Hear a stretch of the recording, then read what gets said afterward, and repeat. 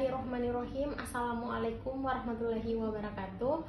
Perkenalkan, saya Novi Poni Harwani, SKM MKes, IDN 0910119301. Saya berlatar pendidikan strata 1 dari jurusan Fakultas Kesehatan Masyarakat Universitas Muslim Indonesia. Kemudian saya melanjutkan pendidikan strata 2 di Fakultas Kesehatan Masyarakat Universitas Muslim Indonesia. Saya menjadi dosen di tahun 2018 dengan bergabung di Akademi Kesehatan Lingkungan yang kini berubah nama atau bergabung bersama Prodi D3 Sanitasi menjadi Politeknik Muhammadiyah Makassar. Di sini saya membawakan beberapa mata kuliah, diantaranya dasar-dasar kesehatan lingkungan, sanitasi tempat-tempat umum, promosi kesehatan, sanitasi industri dan ketiga, dan juga penyihatan pemukiman. Di sini saya juga akan menjelaskan salah satu mata kuliah yang saya ampuh, yaitu tentang sanitasi tempat-tempat umum. Di mana mata kuliah ini menjelaskan atau membahas tentang yang pertama, pengertian sanitasi tempat-tempat umum, ruang lingkup sanitasi tempat-tempat umum, prinsip sanitasi tempat-tempat umum, persyaratan dan hambatan dalam penyelenggaraan sanitasi tempat-tempat umum, penyusunan observasi lapangan tentang sanitasi tempat-tempat umum, dan juga mengevaluasi nantinya pelaporan sanitasi tempat-tempat umum. Selain itu, tentunya mata kuliah ini memiliki capaian pembelajaran. Capaian yang pertama yaitu bagaimana mahasiswa mampu menguasai tentang pengawasan sanitasi tempat-tempat umum. Kemudian, bagaimana mereka mampu melakukan observasi lapangan terkait dengan pengelolaan limbah cair, kemudian penyihatan air, penyihatan makanan, dan juga terkait fasilitas yang ada di sanitasi tempat-tempat umum. Kemudian, dalam materi mata kuliah ini tentunya memiliki referensi yang kami dapatkan dari berbagai para ahli. Salah satu referensinya yaitu Handbook of Environmental Health, kemudian kumpulan form inspeksi dari PP Ditjen Sanitasi Tempat-tempat Umum, dan juga dari berbagai referensi jurnal nasional dan juga internasional. Proses pembelajaran yang saya laksanakan untuk mata kuliah sanitasi tempat-tempat umum ini ada dua, yaitu secara luring dan juga daring.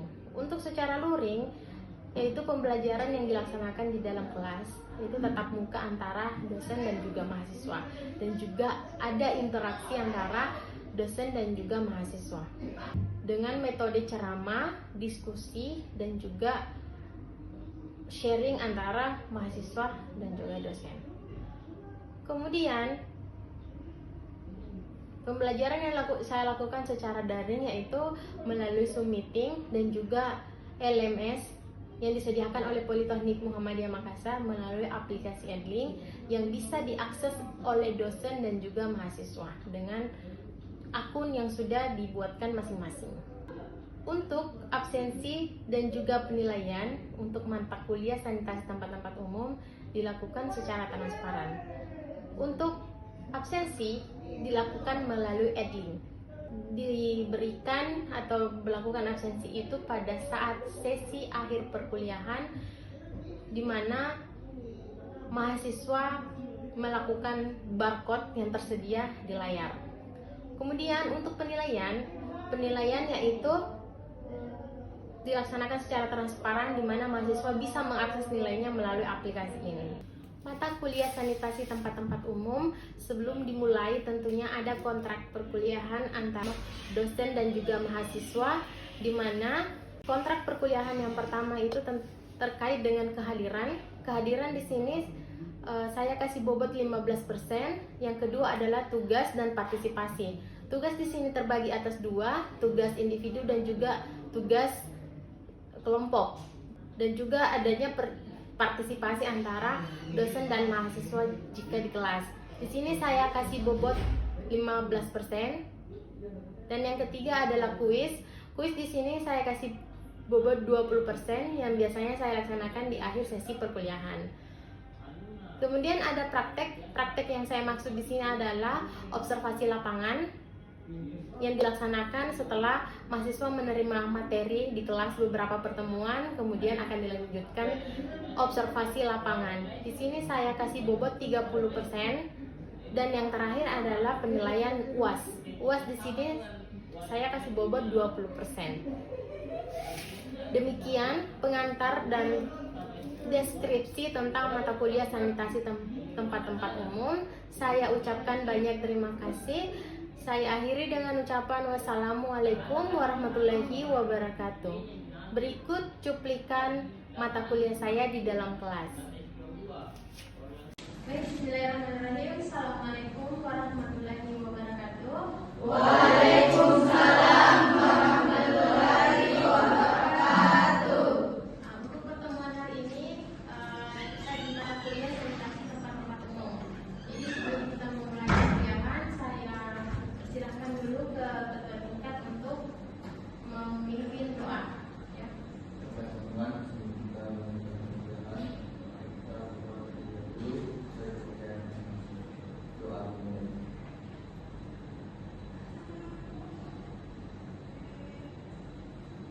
Doa selesai. Baik. Untuk materi di pertemuan hari ini yaitu bagaimana kita membahas aspek penting dan hambatan dalam penyelenggaraan sanitasi tempat-tempat umum. Nah, jadi untuk materi ini tentunya setelah materi nanti kita ada kuis, ya. Ada kuis yang dilaksanakan pada di akhir sesi. Tentu kuis yang akan saya kasihkan nanti itu terkait dengan materi yang saya paparkan, ya. Gitu. Kemudian saya izin diri saja untuk aspek penyelenggaraan dalam sanitasi tempat-tempat umum itu ada 3 aspek yang mempengaruhi. Yang pertama adalah aspek hukum, kemudian ada aspek sosial dan juga aspek administrasi. Jadi itu ya, ada 3 aspek yang terkait dalam penyelenggaraan sanitasi tempat-tempat umum. Kemudian dari ketiga aspek ini, kalau kita berbicara tentang aspek hukum, tentu kita berbicara dengan peraturan atau peraturan perundang-undangan yang berlaku. Jadi itu harus kita ikuti sesuai dengan penyelenggaraan sanitasi di berbagai tempat-tempat umum. Kemudian kalau kita berbicara tentang aspek administrasi, yaitu kita berbicara tentang bagaimana penguasaan, kemudian pengetahuan dalam pengelolaan sanitasi tersebut di masing-masing daerah atau masing-masing tempat. Kemudian yang ketiga, aspek sosial di sini berbicara terkait adat istiadat, kebiasaan yang tentunya di daerah setiap daerah itu kebiasaan atau adat istiadatnya orang itu akan berbeda-beda. Misalnya kita di Makassar, di Bulukumba, di Sulawesi Selatan itu beragam macam ya adat istiadatnya orang. Terus di sini ada kriteria tempat-tempat umum itu ada 4. Kriteria yang pertama itu tentunya diperuntukkan untuk masyarakat umum. Yang kedua, harus ada gedung, tempat ataukah bangunan fisik secara permanen kelihatan.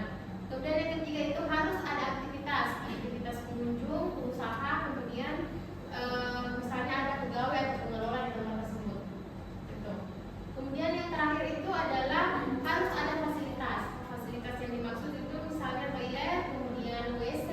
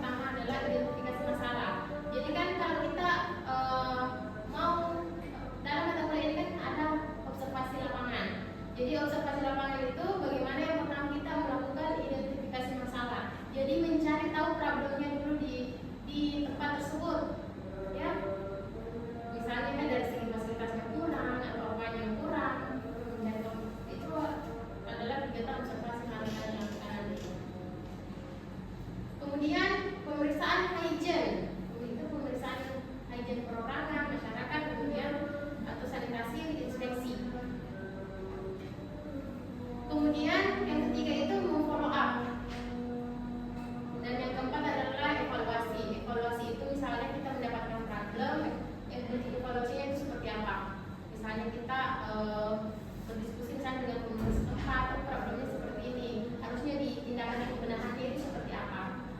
Kemudian yang terakhir itu adalah pencatatan dan pelaporan. Kemudian pencatatannya itu tadi dari evaluasi dibuatkan laporan, kemudian dipertanggungjawabkan juga misalnya dari kita ataukah di follow up ke pemerintah atau gimana yang bisa dilaksanakan tadi kegiatan evaluasinya. Kalau observasi itu dia kan sanitasi itu tentu setiap kegiatan turun lapangan pasti ada pelaporan atau pertanggungjawaban. Kalian juga kan pernah di puskesmas, misalnya yang sudah pernah di puskesmas itu pasti seperti itu.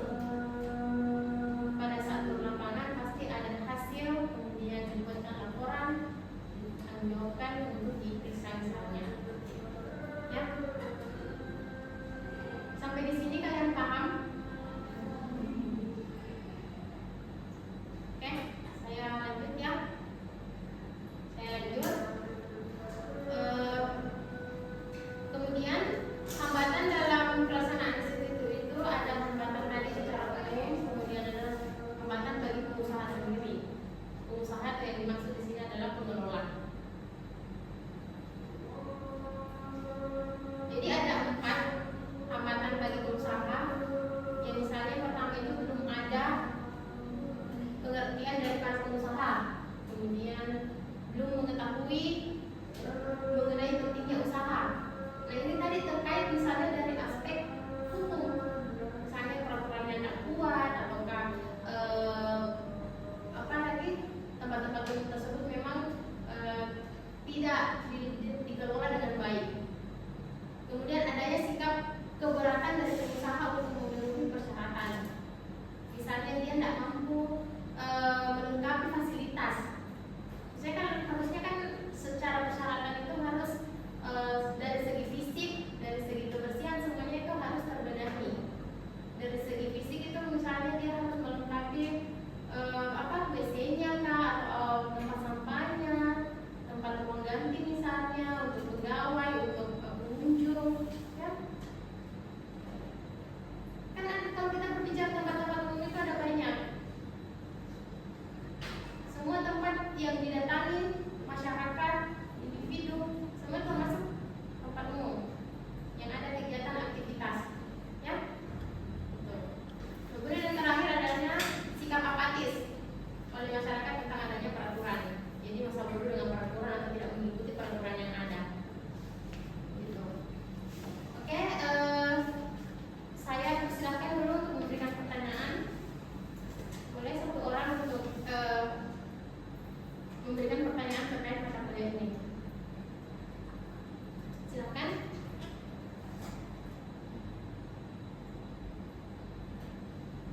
Saya yang tunjuk.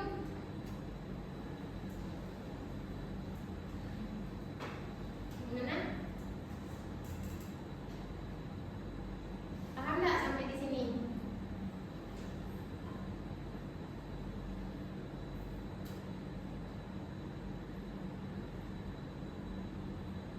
Ya.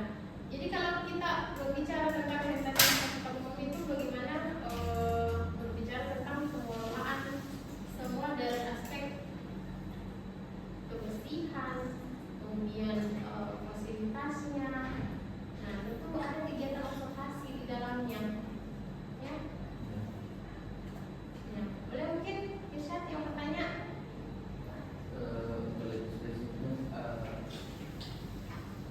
Apa manfaat yang lebih besar dari STDU kayak misalnya terminal gitu?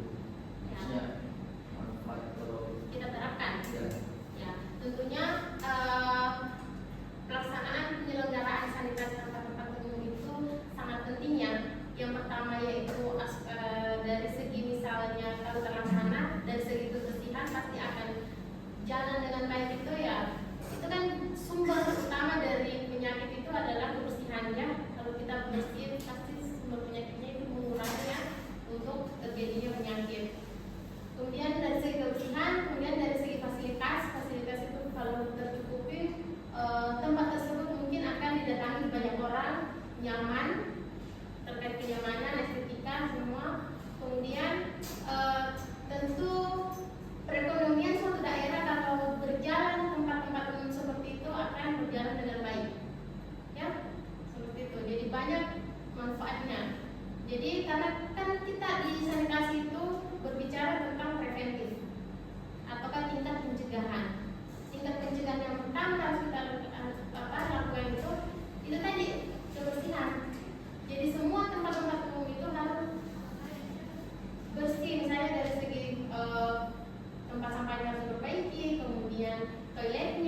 bersihnya, tempat makannya harus bersih.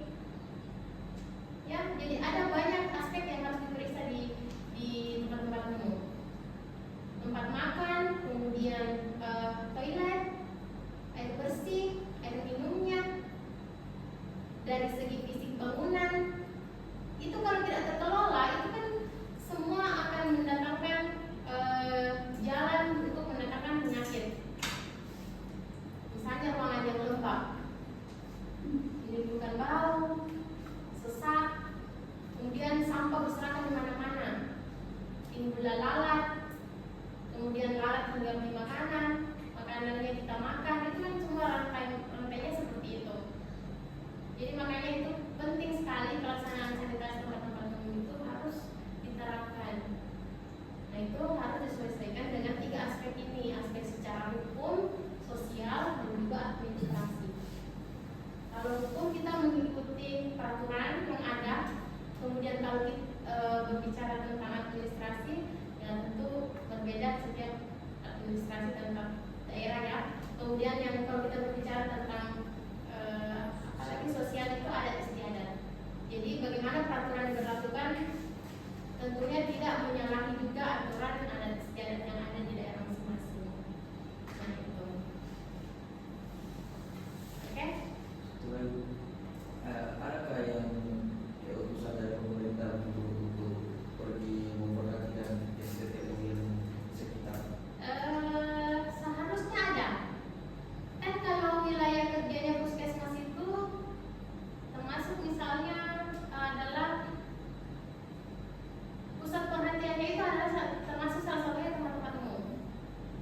Jadi pemerintah setempat yang di dalam artian ini biasanya itu orang muslim di puskesmas. Kalau bukan dari situ dinas lingkungan hidup. Kalau berbagai di tingkatnya lagi dinas kesehatan, ya gitu. Jadi misalnya pada saat kalian saja misalnya pada saat PKL biasanya turun lapangan itu di puskesmas pemeriksaan misalnya ada NIU atau depot air minum. Itu kan di inspeksi kan apakah dia memenuhi persyaratan airnya secara fisik, kimia dan juga biologi. Kalau misalnya puskesmas sudah menerapkan, sudah turun lapangan, ambil sampel, kemudian dikasih teguran misalnya tidak memenuhi syarat, itu sudah boleh ditindaki misalnya sama orang dinas kesehatan untuk selanjutnya. Iya, karena dia harus memenuhi persyaratan. Jadi peraturan apa lagi namanya, peraturan tentang air minum misalnya, air bersih gitu. Jadi harus diikuti itu peraturan yang seharusnya. Misalnya peraturan secara fisik, tidak boleh berwarna, tidak boleh berbau, tidak boleh keruh. Secara kimia, tidak boleh ada apa lagi? Secara kimia, secara bakteriologis itu semua harus dipenuhi. Nah itu kan ada peraturannya, peraturan tentang air bersih. Ya, dipaham? Iya. Oke. Lalu sudah dipaham materi, ya tentu selanjutnya kita akan nanti melakukan observasi lapangan. Ya, jadi nanti akan ke bagian kelompok, observasi